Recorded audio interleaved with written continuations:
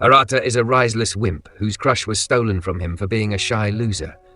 However, his no-gain life takes a turn when he discovered that he's adopted and his 5 sisters are not related. So now he can clap them with no fear of Alabama allegations. In an upper-class area of Tokyo, in a mansion, resides a brilliant, self-made entrepreneur. And because that man loves to clap, he has 7 children living there, all loving each other the Alabama way, called the Shunji family. The oldest brother, Arata, asks his younger brother, Shin, for some tips on how to bag a baddie for him to clap. But Shin tells Arata that he can't help him. Shin asks him about the girl he likes, and Arata reminds him that he only finds her cute, not clappable. It confused Shin how Arata, the heir to the Shunji family, is unable to bag any baddie. But Arata tells him that he's having difficulty finding love because of his disbelief in destiny. Just then, their 5 sisters, Uka, Kotono, Banri, Minami and Siha, pop up, suspecting these 2 brothers to be talking about girls. But she counters, saying how Arata was actually curious about Oka's 3 sizes. It pisses her off, so Oka orders their dog to attack Arata, and when it does start biting him, the sisters tell him that it's karma for creeping on his sisters. Arata tells them how he will never be interested in his own sisters, but Seha reminds him about the incident with Kotono. He assures them that it was a misunderstanding, and Banri supports his statement, saying how it's normal for boys like him to be curious about his own sister's plots. But Seha warns them that sibling relationships might create taboo baities. Meanwhile, Minami believes that Arata is actually a cool dude, but when he tries to thank her, she punches him hard, saying how her reflexes are alert after playing Street Fighter, which confuses the others with how her reflexes work. Just then, Oka reminds the boys about Kotono's upcoming birthday, and while Shin can attend it, Arata tells them that he has other plans. But when Kotono asks him if he can come, Arata assures her that he will be there. On their way to school, people take notice of the sisters, saying how much of a jackpot it is for all 5 sisters to be beautiful, and that the brothers are lucky to be living in the same house with them. However, at school, Arata vents to Shin how the reality is different, as they, the brothers, are always on the receiving end of punishments compared to the sisters, and that their father always took the sisters' side. Shin understands people's idea, seeing how they get to live with Banri, who is the gentle hottie, Siha, who is the cute genius, Unami, who is a future Olympic athlete, Oka, who is a future council president, and Kotono, who is a pure and beautiful being who needs to be protected. However, unlike how others see those girls as angels, Arata can only see them as his devilish sisters. But when Shin reminds him of his incident with Kotono, where she told Arata she liked him, Arata was forced to decline her Alabama feelings. Just then, through the window, Arata sees the girl he likes, Lala. And when Shin sees her, he understands how Arata's childhood scars from the sisters made him passive with girls. Back home, Arata is contemplating whether he should send a friend request to Lala, and it annoys him how Shin was right about him being passive with girls. Just then, Oka walks in and asks him to share his school notes with her. She thanks him, as her twin, for the notes, but he reminds her that they are fraternal twins. While she's writing down the notes, Arata can't help but notice her plots. And when he tells her that she's dressed too open, she tells him to control his gaze from being too Alabama. Just then, she asks him about the girl he likes, and while flustered, he reveals that it's Lala, which she recognizes. She tells him that she's in the same committee as Lala and offers to hook him up with her. But he stops her from doing so. He tells her that he has his ways of rinsing girls, saying how it's none of her business. And after hearing that, Oka gets upset and leaves the room. Meanwhile, Kotono is in her room, looking at her family picture. But she can't help, she keeps staring at Arata. Days before Kotono's birthday, Arata thinks hard about the nature of destiny, questioning what he would be if he weren't a brother to the 5 sisters. But on his thoughtful walk, he sees Lala with a man he assumes is her baby daddy, which gives Arata a heartbreak. On the weekend, fully dripped out, Arata exits his room for Kotono's birthday party. On the way there, he runs into Oka, who compliments him on his outfit choice. Then the siblings gather around the dining table awaiting their father. But just then, an argument starts. Oka finds out how Minami lost the AirPods Oka lent her, and they start calling each other names, wishing they were never siblings. While the others can only watch, Arata has had enough. He orders them to stop. He reminds them how they will always be siblings. And the others smile at him, showing approval towards his short speech. Then their father, Kanaim, shows up, and they start the party. But before they make a toast for Kotono's birthday, Kanaim tells them, he has an announcement. To everyone's shock, Kanaim informs them that they are not actually siblings, and while he will always love all of them like his own, the truth is, they are all adopted. He states that while Minami and Shion are really twins, the rest are not, and he's telling them this truth because of a promise he made to their mother years ago.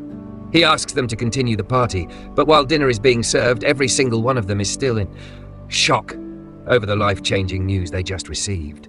Later, the siblings gather in a room, and when their maid is about to serve them tea, Banri sends her away, asking for privacy. While the others are tense, Minami is still joyful, even though her life has just changed. They credit it to her having their father's bright personality.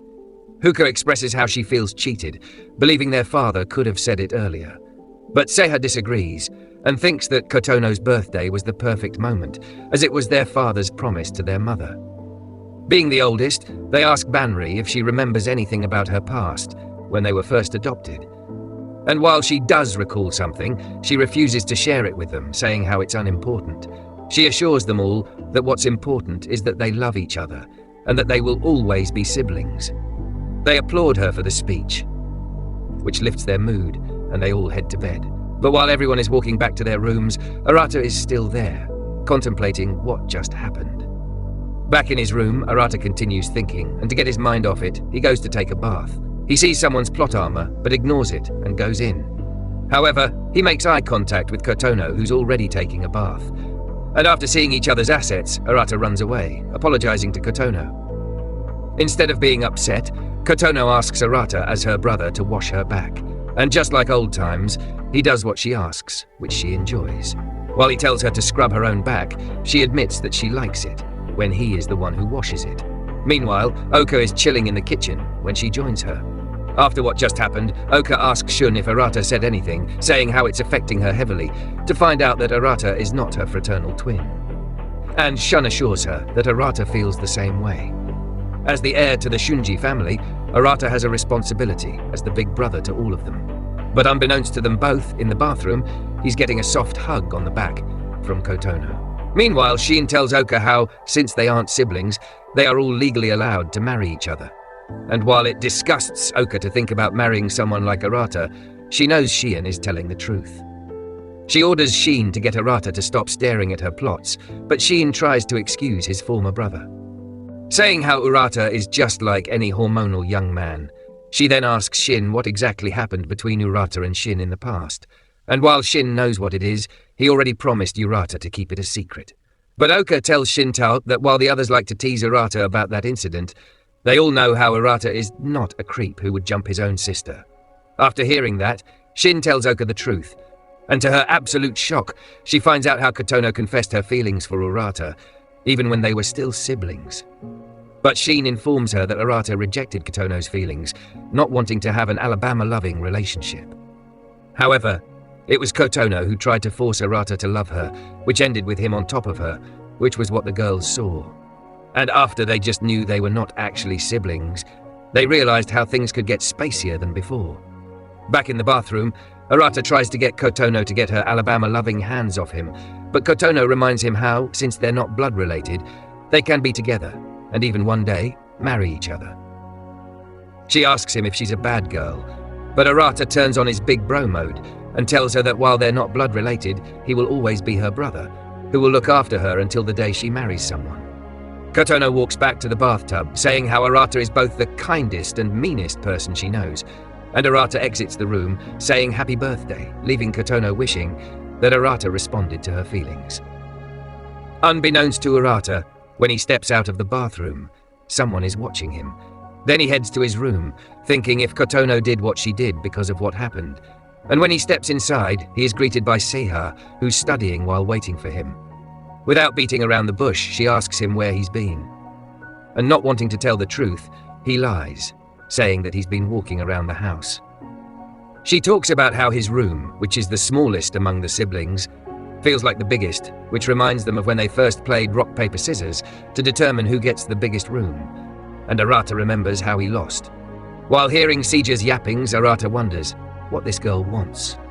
And in that moment, to Arata's surprise, Seija pushes him down to the bed, She gets on top of him, saying how they have to keep it a secret, and sticks her plots to his body, which makes him get closer to her danger zone.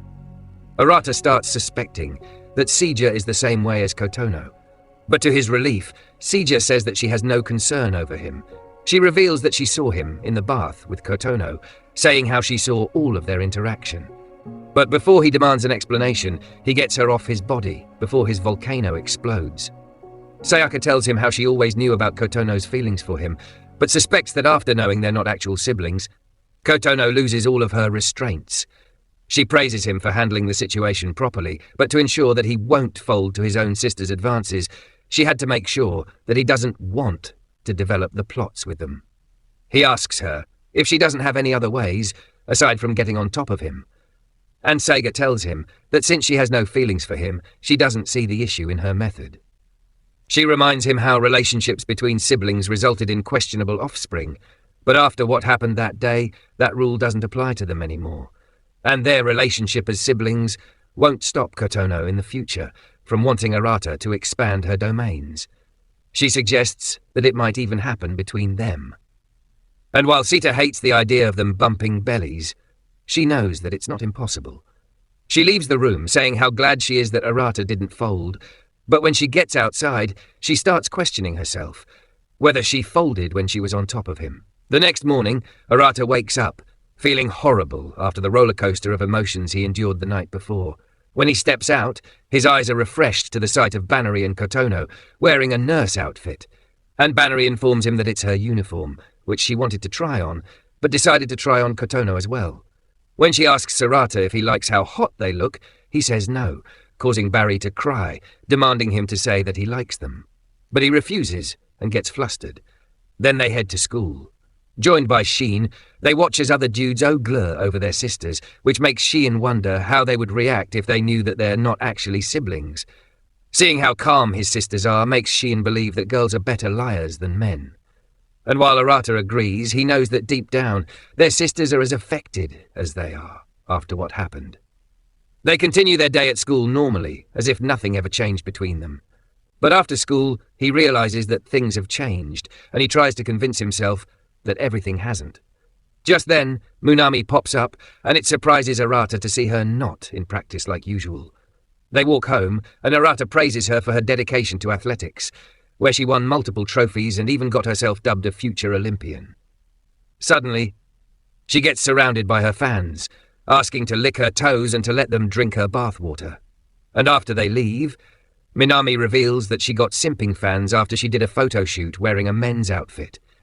He asks her if she wants to have fun on her day off from practice, but to his shock, Minami informs Arata that the reason she got a break from practice was because her coach told her to study, as her grades are all failing, as it turns out. While Minami is the most athletic among the siblings, she's also the biggest moron. As the big bro, Arata declares that he will tutor her. He brings her to a karaoke to study in private, and while he's teaching her, he can't help but acknowledge how pretty she looks up close. When Arata is busy explaining something, he doesn't see that Minami is distracted and has picked a song for her to sing. And when she tries to solve the questions by herself, it ends with her answering everything wrong. However, she doesn't get bothered by how dumb she is and starts singing horribly, changing the lyrics of the song into one about her life as a tennis athlete. And while Arata wants her to study, he can't help but enjoy the fun with his own sister. After they finish the session, they step out of the room. But Arata quickly hides from someone, and when Minami sees who it is, she sees the girl Arata has feelings for, Lala with her man. Then on their way home, they talk about what happened from the night before. And when Arata asks her what she thinks about it, she tells him that since they're not their father's children, they have to find out who their real parents are.